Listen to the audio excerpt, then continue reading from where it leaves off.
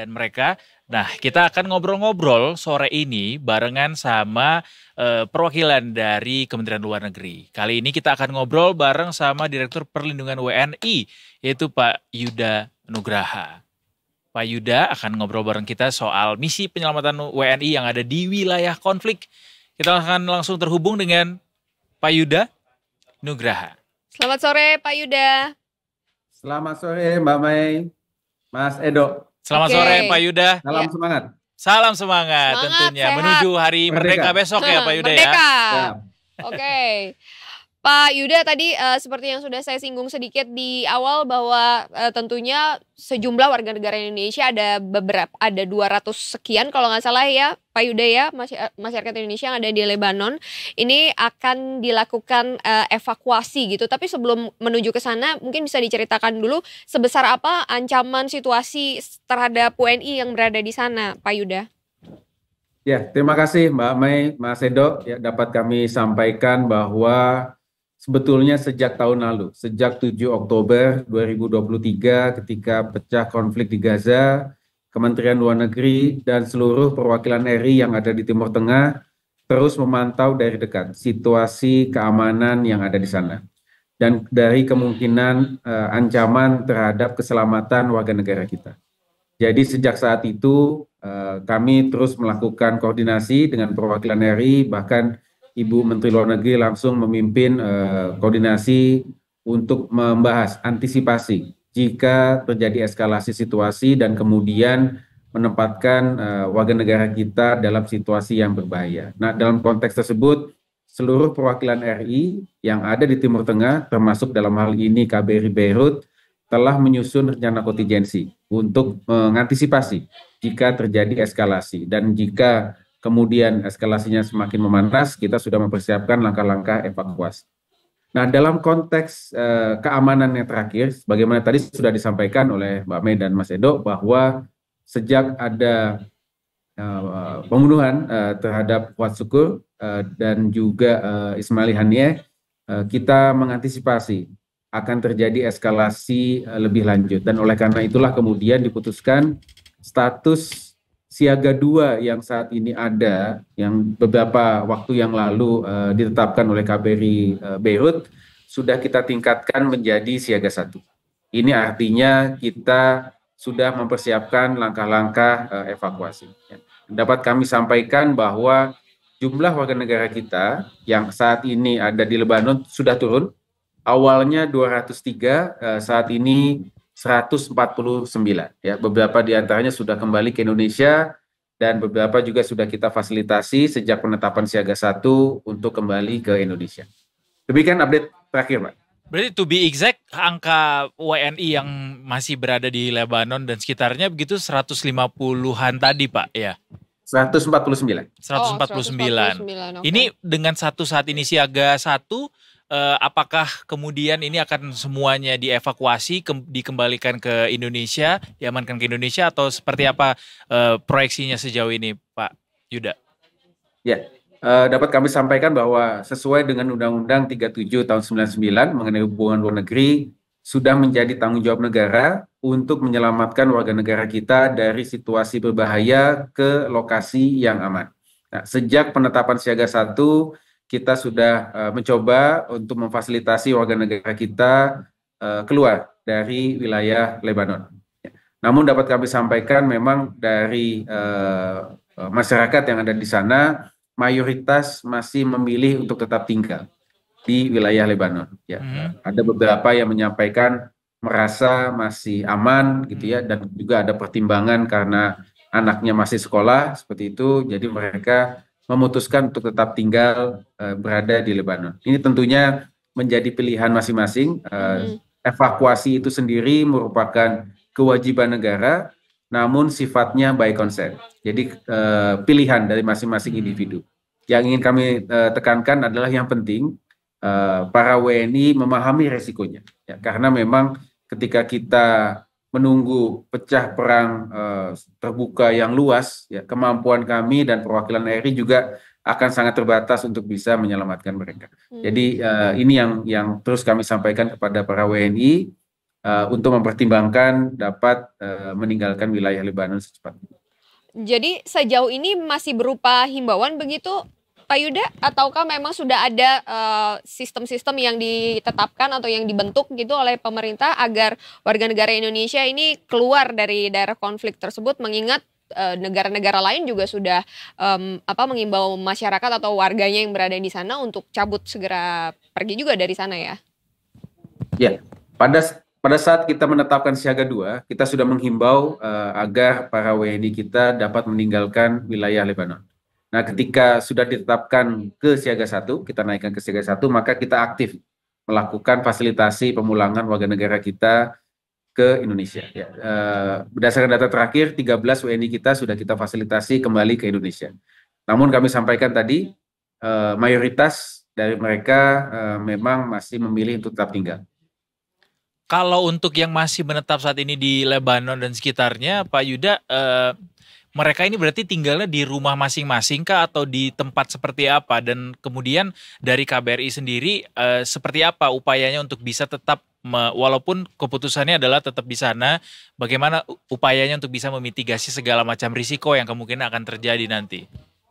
Ya, dari 149 yang masih ada di Lebanon saat ini, mayoritas adalah warga negara kita yang menikah dengan warga setempat. Kemudian sebagian yang lain adalah mahasiswa, sebagian yang lain ada pekerja migran kita. Nah, tentu kalau yang memiliki keluarga di sana, mereka tinggal di tempat tinggal masing-masing, seperti itu. Mayoritas bertempat tinggal di Lebanon, ya. Sebagian ada di Lebanon Selatan, namun yang tadi kami sampaikan dari 13 itu, sebagian sudah kita pulangkan ke Indonesia. Nah, untuk terus memantau, meskipun mereka memilih untuk tetap tinggal di Lebanon, komunikasi dengan KBRI terus terjalin. Kami sudah memiliki WhatsApp group dengan para WNI yang ada di sana untuk memastikan situasi mereka tetap aman. Dan kemudian kami juga sudah menyiagakan safe house yang ada di KBRI Beirut. Jika terjadi eskalasi, dapat digunakan untuk tempat perlindungan bagi mereka. Oke, Pak Yuda, ini kan begitu banyaknya warga yang akan keluar begitu ya dari Lebanon. Boleh diupdate mungkin Pak, situasi seperti bandara begitu, seperti apa saat ini di sana? Apakah masih kondusif kondisinya ataukah ada gejolak-gejolak tertentu dari kondisi ini? Ya, kita memantau sudah banyak negara yang menyampaikan himbauan kepada warga negaranya untuk dapat meninggalkan wilayah Lebanon. Dan beberapa maskapai penerbangan telah membatalkan penerbangan menuju ke Beirut. Jadi opsi penerbangan keluar Lebanon semakin terbatas. Dan kami memantau bandara Rafiq Hariri yang ada di Beirut itu semakin crowded. Ya, seperti itu. Nah, inilah yang kemudian memang sekali lagi kami himbau untuk bisa mengikuti langkah-langkah evakuasi untuk bisa meninggalkan Lebanon pada yang masih ada di sana, karena inilah opsi kita untuk keluar Lebanon. Ya, kalau kita merujuk kepada perang antara Lebanon dan Israel tahun 2006, tempat yang disasar lebih awal oleh Israel itu adalah bandara. Runway-nya yang kena. Nah, kalau runway-nya kena, tentu opsi untuk jalur udara keluar Lebanon akan tertutup. Sulit, ini yang terus kami sampaikan untuk bisa dipertimbangkan keluar Lebanon. Ada kesulitan nggak Pak yang dirasa sejauh ini? Either kesulitan atau mungkin tantangan dalam menyelamatkan upaya penyelamatan evakuasi WNI yang ada di Lebanon begitu. Bagaimana pula untuk koordinasi dengan pemerintah lokal begitu dalam hal evakuasi ini, ada tantangan atau kesulitan yang ditemui Pak Yuda? Tantangan terbesar sebetulnya kembali kepada masyarakat kita yang ada di sana, karena kita pahami memang Lebanon ini dari dulu memang ada konflik ya di Lebanon Selatan utamanya. Jadi mereka merasa terbiasa dengan situasi yang ada di sana. Ini yang mungkin terbiasa seperti itu. Jadi ada serangan, ada apa, mereka menganggap itu sebagai hal yang biasa, karena memang utamanya di Lebanon Selatan serangan-serangan antara Hizbullah dan Israel itu memang selalu terjadi sejak Oktober yang lalu. Nah, ini yang kesadaran ini yang perlu kita antisipasi, yang perlu kita tingkatkan. Bahwa don't take it for granted ya, situasinya aman-aman saja seperti itu, selalu berpikir yang terburuk. kita antisipasi yang tutup. Itu yang pertama. Yang kedua, dari sisi koordinasi dengan otoritas tempat, KBRI Beirut terus menjalin komunikasi dengan otoritas di Lebanon. Ya. Kami dari Kementerian Luar Negeri juga sudah bertemu dengan Kementerian Luar Negeri Lebanon untuk membahas langkah-langkah kontingensi jika terjadi eskalasi dan memerlukan evakuasi warga negara kita keluar Lebanon. Berbagai macam opsi evakuasi sudah kita tetapkan dan juga kita sudah bahas dengan otoritas Lebanon ya, dan mereka menyampaikan kesiapannya untuk membantu kita ya. Tentu akan menyesuaikan dengan kondisi yang terjadi ketika terjadi eskalasi. Oke. Dari data-data dan juga analisis yang dilakukan sejauh ini oleh Kemenlu begitu Pak, kira-kira situasi akan seperti apa dalam hari-hari ke depan Pak Yuda di Lebanon? Ini memang banyak analisa ya, banyak analisa yang menyampaikan bahwa akan ada serangan balasan ya, yang dilakukan oleh Israel, dan itu pun sudah dinyatakan resmi oleh Israel bahwa akan melakukan balasan atas terbunuhnya Ismail Haniyeh. Nah, tentu ini sudah menjadi warning bagi kita semua untuk bisa mengantisipasi kemungkinan-kemungkinan tersebut. Ya. Jadi dalam konteks kontingensi adalah bagaimana kita mengantisipasi jika terjadi eskalasi. Tentu kita tidak mengharapkan adanya eskalasi. Ya, tentu kita sangat mendorong terciptanya perdamaian di Timur Tengah. Namun dalam konteks kontingensi pelindungan warga negara Indonesia, kita harus bersiap jika the worst case scenario itu yang terjadi. Amin, semoga tidak ada eskalasi ya, karena akan pasti akan sangat, walaupun kata Pak Yuda tadi masyarakat di sana sudah terbiasa gitu, kayak udah gitu, dengan segala macam huru-hara yang ada di sana terbiasa gitu dengan status siaga 2 tadi bahkan. Tapi mungkin kami juga bisa share di sini Mas Edo, Pak. Kementerian Luar Negeri telah menyampaikan himbauan perjalanan kepada warga negara kita yang memiliki rencana perjalanan ke Lebanon, ke Iran, dan ke Israel. Kami sangat menghimbau agar mereka dapat menunda perjalanannya ke 3 negara, ke 3 wilayah tersebut. Itu yang sangat-sangat kami harapkan. Kami masih mencatat adanya warga negara kita yang melakukan perjalanan seperti ke Israel, ya, walaupun itu untuk tujuan ziarah keagamaan. Namun kami sangat menghimbau sekali untuk dapat menunda hingga situasi lebih aman. Imbauan ini sampai kapan Pak? Paling tidak bare minimumnya begitu? Tentunya sampai tercipta sebuah perjanjian ya di antara pihak-pihak yang berkonflik mengenai perdamaian yang ada di Timur Tengah. Nah, kalau terkait dengan keamanan WNI yang ada di sana yang belum dipulangkan atau belum kembali ke Indonesia, ke tanah air begitu Pak Yuda, kalau misalnya ada keluarganya yang ingin mungkin nanti ke depannya apa kita nggak tahu nih, mungkin akan komunikasi akan terhambat atau lain sebagainya, adakah yang bisa dilakukan oleh WNI yang ada, masyarakat kita yang ada di Indonesia untuk mengetahui atau mengupdate kondisi keluarga, keamanan keluarga mereka yang ada di sana?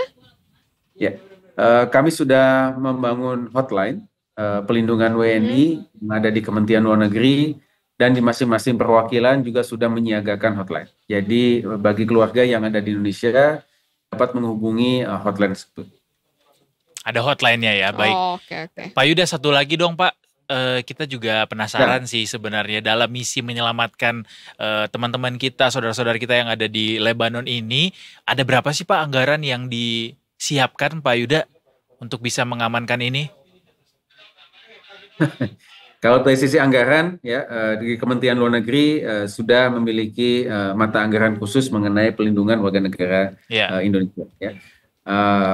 Nah, namun yang paling utama yang perlu kita antisipasi adalah bagaimana kesiapan dari perwakilan RI, Kementerian Luar Negeri, dan juga kementerian lembaga yang ada di Indonesia. Karena kalau kita bicara evakuasi kan bukan hanya mengeluarkan mereka dari wilayah konflik, namun bagaimana proses penerimaan nanti di Indonesia dan kemudian menghantar hingga ke daerah asal. Nah, dalam konteks tersebut tentu Kementerian Luar Negeri tidak sendiri.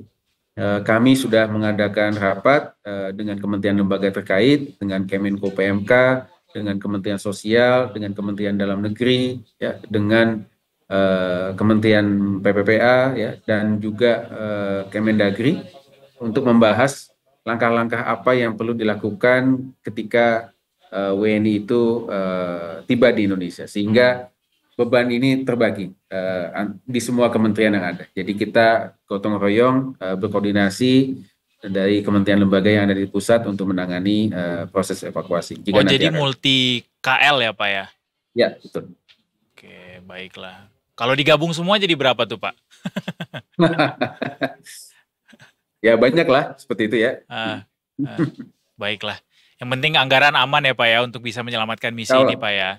Selalu aman dari APBN ya, baik. Terima kasih banyak Pak Yuda untuk waktunya ngobrol bareng kita di Detik Sore. Semoga aman, lancar misinya dan juga teman-teman kita di sana juga bisa terus aman ya.